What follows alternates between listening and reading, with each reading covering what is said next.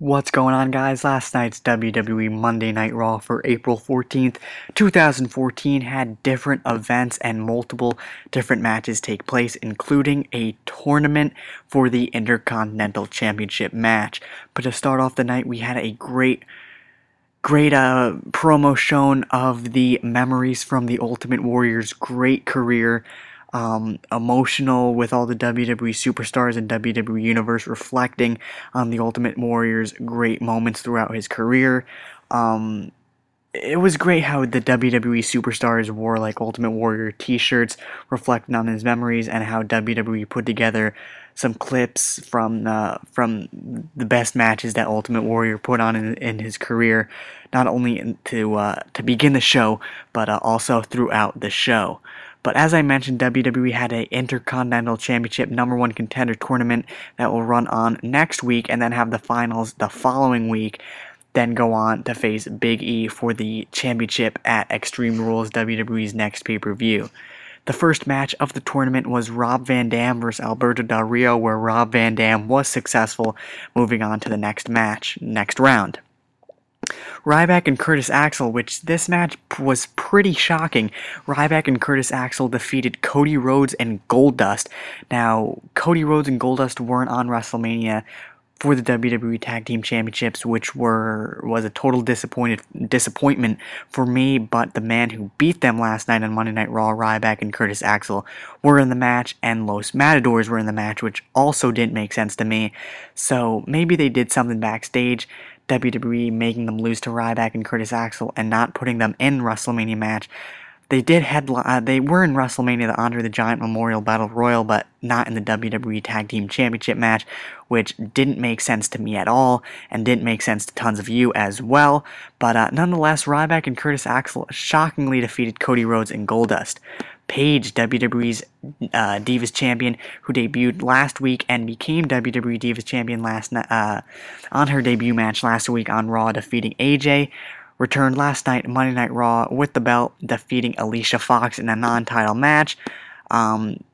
Pretty much introducing Paige to new fans.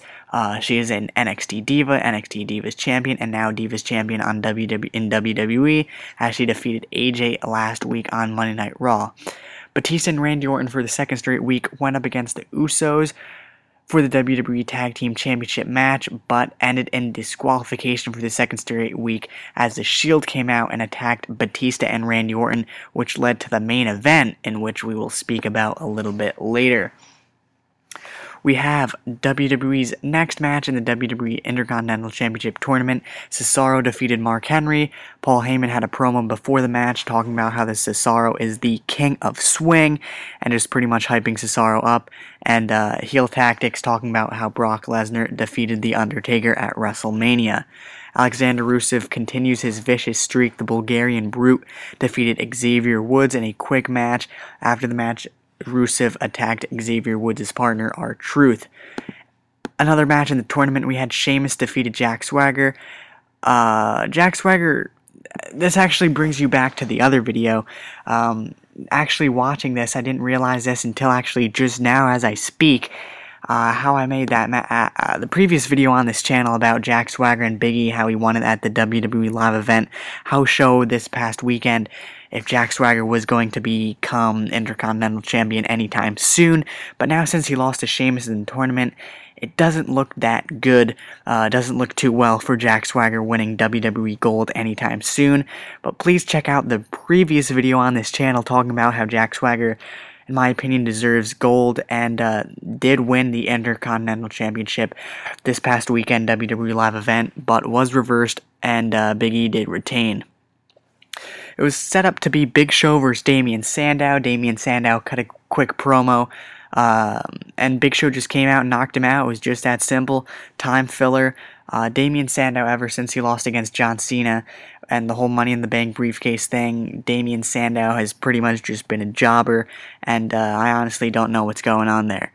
John Cena vs. Bray Wyatt is announced for WWE Extreme Rules, the next WWE pay-per-view at the Izod Center here in New Jersey. So that's going to be good, and it is also in a steel cage match. So will Luke Harper and Eric Rowan be able to get in? John Cena vs. Bray Wyatt at Extreme Rules. Fandango and his new dancer, new tag team partner, Layla, were able to defeat the mixed tag team of Santino, Marella, and Emma. Bad News Barrett and the final match of the tournament for the night. Going on to the semifinals next week, we had Bad News Barrett versus Dolph Ziggler, the two most talented men in the tournament. Sadly went up against each other, so one of them had to be bound to be eliminated, and that was sadly Dolph Ziggler, as Bad News Barrett defeated Dolph Ziggler in the final Intercontinental Championship Tournament Round 1. So we'll see next week multiple different matches. As for the tournament, for the finals, I probably am seeing Rob Van Dam versus Bad News Barrett and seeing Bad News Barrett win, going up against Big E at Extreme Rules, and Bad News Barrett could possibly win the title. Now, he hasn't been really wrestling. He returned last week, defeating Rey Mysterio, and this is his second match back ever since becoming Bad News Barrett, and he's getting a huge push. So Big E versus Bad News Barrett, I'm seeing at Extreme Rules, where Bad News Barrett could possibly win the championship.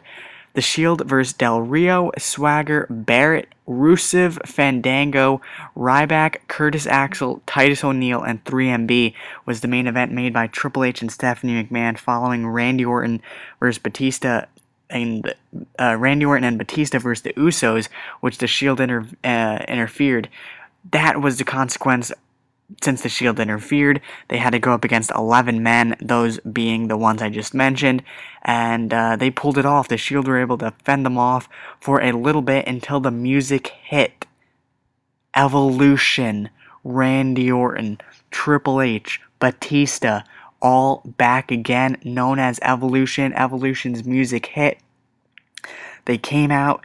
They brought the other men to the back. They told them their work was done, and now it was time for Evolution to take care of the Shield. Pedigrees, Batista bombs, RKOs, Batista bomb RKOs. The Shield were victims of another Evolution attack. Evolution is back. So Evolution is back, and the Mask is back. Stephanie McMahon had a segment backstage with Kane, talking about Kane is not a monster anymore. He's not scary. He's weak in the corporate office, and Kane looked back at the Mask. There was also a promo during a commercial break that Kane had the Mask, so the Mask is back, Evolution is back, so it's huge. There's no messing with Randy Orton, Triple H, Batista, Stephanie McMahon, Kane. So last night's a Monday Night Raw, April 14th, 2014. The Mask is back, Evolution is back, and that was Monday Night Raw. Let me know your thoughts, guys.